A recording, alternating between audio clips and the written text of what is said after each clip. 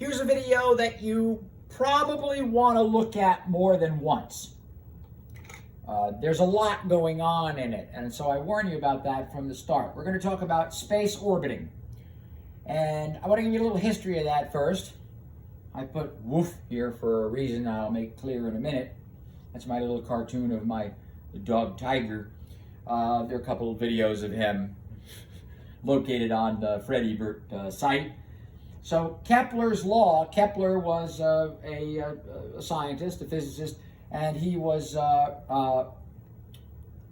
Brahe's, and Bra is really Bras is the pronunciation, because we don't say that in physics class because there's a lot of, Bra, oh my God, really?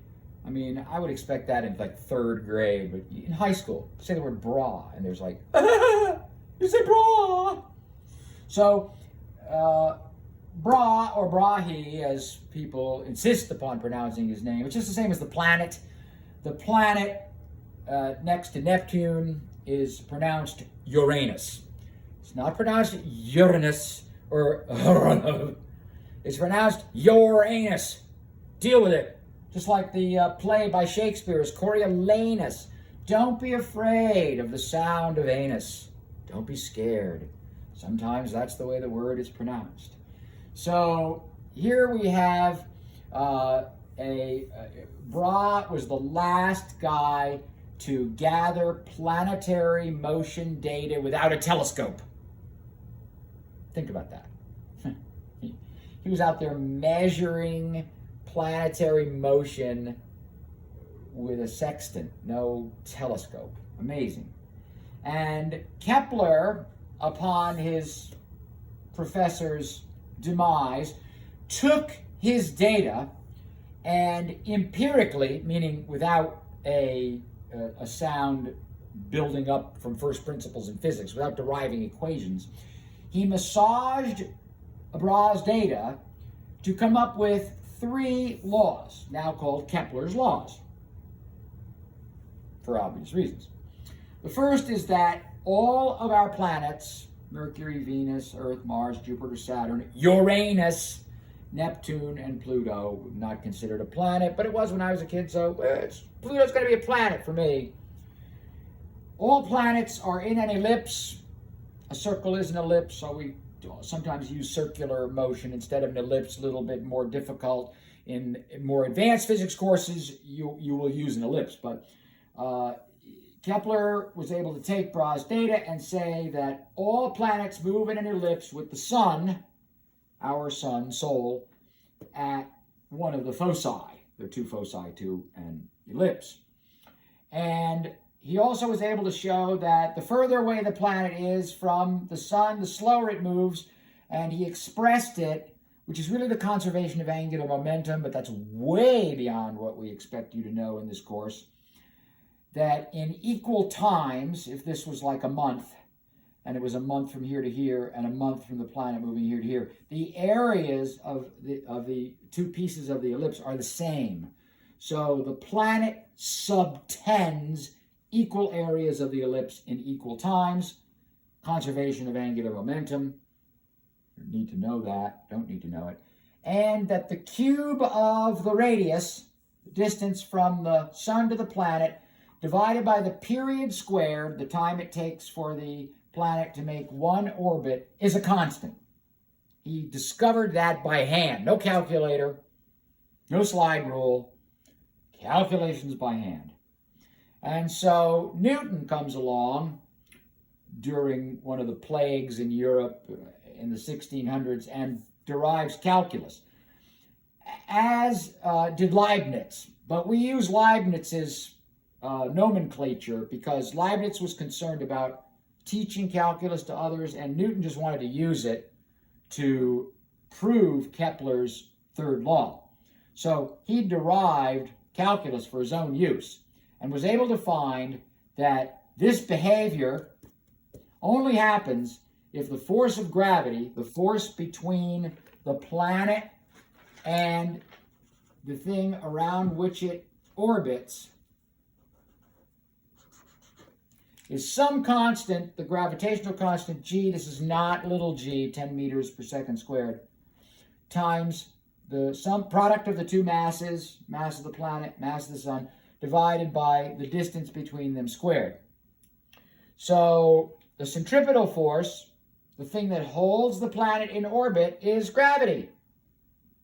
And since distance equals rate times time, I'd like you to know that the distance for one orbit is 2 pi r, the circumference, is equal to the velocity with which the planet moves, constant velocity, in a circle, not in an ellipse, but in a circle, it will move at constant velocity, times t, which is the period, not tension in this case. So t is measured in time. So then tension, not tension, t for period. So why did I say a little history woof? Because when President Kennedy said, we will reach the moon and put a man on the moon in this decade, which was the 60s, and we did in 1969, in the summer of 1969, we just made it with a few months to spare. We got a man on the moon, landed a man on the moon, barely. You do the history and you'll find out that we were very, very lucky. A lot of things had to go right. And that was a real boom for technology. We have a Velcro, better golf clubs, silly things like that, but mostly computers, laptops. You wouldn't have any of this, phones and stuff, had there not been a technological expansion thanks to the goal of landing a person on the moon in the 1960s. Woof means that while the first animal in space, bet you don't know, don't Google it, first animal in space, the fruit fly. But the parachute failed when they went to recover the fruit flies and they all died. And eventually they sent up anything you can imagine. Rabbits, tortoises, frogs. Why did they send frogs? Because the auditory motion orientation in a frog is similar enough to a human that they could study motion sickness. Did you know that our astronauts, in order to function and not get sick to their stomachs in 0 Gs, were given scopolamine? And when you're on scopolamine, if you put a spider on scopolamine, it doesn't build a nice, beautiful web. It builds this random mess. Because when you're on scopolamine, you think you're doing a great job, but in reality, you are not. They said, oh, sign your name to the astronauts when they were on scopolamine. And the astronaut thinks, oh, okay, John Glenn. There you go, I've done a wonderful job. In reality, it was more like, look, I signed my name. High as a kite.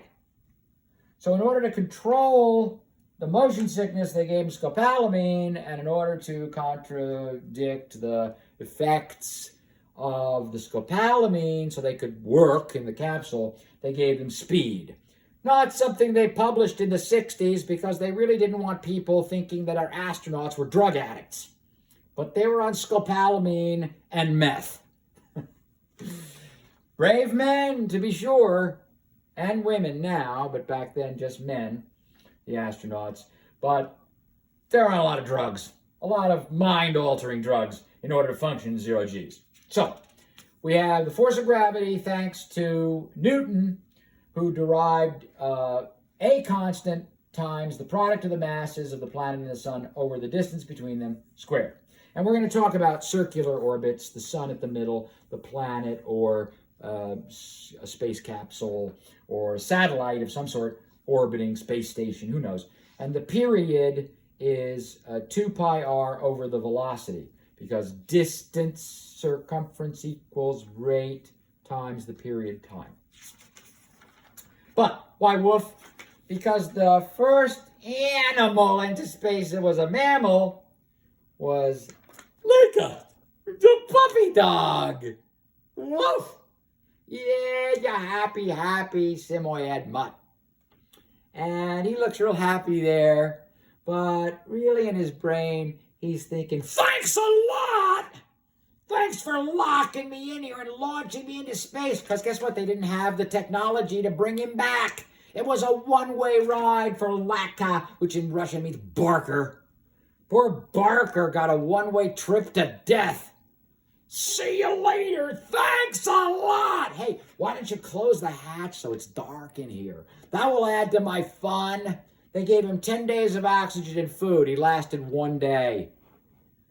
Stress, heart attack. Wouldn't you? All you know is people petting you and feeding you, and all of a sudden you're locked in a capsule subjected to 20 G's of force that knocks you out. You wake up in weightlessness. At least he ate some food. He had a last meal. But man, I mean, come on. I'm glad we landed a man on the moon, but I'm not sure Leica's too happy about it now.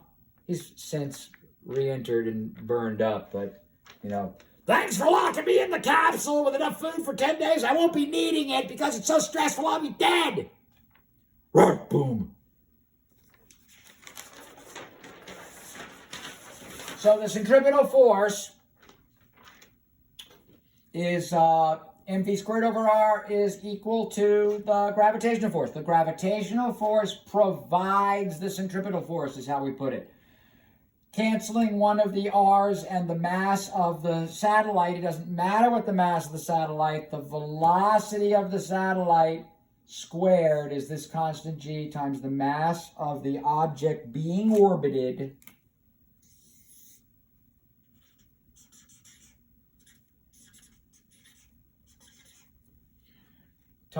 divided by the radius. So we don't really care what m is, all objects. So we have a bunch of things that are in geosynchronous orbit. That is to say that they sit at an orbit where as the Earth spins, the object moves the same amount. So it's always over the same spot on the Earth, which is terrific because that way, you know, television stations, communication satellites are always in the same location. They don't have to wait for it to come into view. Whereas spy satellites operate at a much lower altitude, and they actually,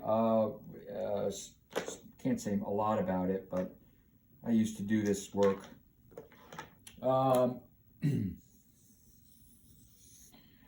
Spy satellites come very close to Earth in a large elliptical orbit, and they have about a 6-minute window where they take pictures, the resolution of which I can't discuss, but it's good. And then when they're done with them, because they get burned up when they travel through the atmosphere, they have onboard engines and they fire them in such a way that the spy satellite goes back to what's called a parking orbit, and it stays there until it's needed again. They have to be refueled from time to time, and new ones are sent up as technology changes. And they used to be film. They used to drop the film with a parachute. And so, you know, here would be the parachutes. And they would have a box here. And an airplane would come along. And on it, it had a fork.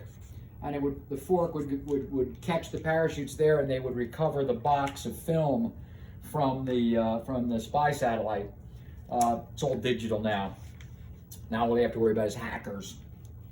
So if I take the period t, which is 2 pi r over v, and I substitute t, do a little algebra, into v squared, so instead of having v squared, I have 2 pi r over t. If I do the algebra, I'm able to come up with Kepler's third law, that the cube of the radius divided by the square of the period is a constant. I wouldn't remember the constant if I were you, but I sure would remember that it's the cube of the radius over t squared. So r cubed over t squared is some constant involving the mass of the sun and the gravitational constant, and pi, after all, it is a circular orbit, so we expect pi to fall in there someplace.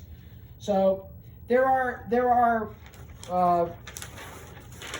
3 unknowns when we deal with an orbiting object: the radius, the period, and the velocity. And we'd like to get a relationship for any two, r and t, r and v, t and v. So we already know the relationship of r and t. It's r cubed over t squared is a constant. But what are the relationships for r and v? No t. And t and v? No r. So you don't need these derivations to get an 800. But you should remember and memorize the results that are boxed. So by cleverly taking the centripetal force, Kepler's law, and the period and velocity equations, I can eliminate the radius using algebra to get the relationship of period and velocity. It's period times velocity cubed is a constant. I wouldn't bother to memorize the constant, but the kind of question you might have to answer is, if I double the velocity, what happens to the period? Well, 2 cubed is 8. And so the period goes down by a factor of 8. The period becomes 8 times smaller if you double the velocity. And that's because we know that in RV squared is a constant. So as the radius gets smaller, as I get closer to the thing I'm orbiting, the velocity goes up. If I double the velocity, let's triple the velocity, 3 squared is 9, the radius is 9 times smaller. So when I have a planet being orbited and I come in by a factor of 3, my velocity goes up by a factor of 9, reducing the radius by 9 makes my velocity get higher by 3. The closer I get to the planet, the faster the object goes. So I would remember, if I were you, that r cubed over t squared is constant. Period t times v cubed is constant. And rv squared. These are the 3 things that are constant, because they will allow you to answer the questions on the SSAT or in Physics 101 that ask you what happens if I double the period, what happens to v? It goes down by the cube root of 2. So those are the things that I would memorize from all this. I wouldn't worry about the derivations. The important things are that Kepler's law is proven with calculus, and that it is r cubed over t squared being constant, tv cubed being constant, and rv squared being constant. Keep those in mind about gravity, and you will do really well on the questions on the SSAT that ask you about orbital mechanics. And we're using a circular orbit, not an elliptical one. If you want to know what we substitute for the radius, we use the semi-major axis A of the ellipse. But that is for Physics 2 or AP Physics.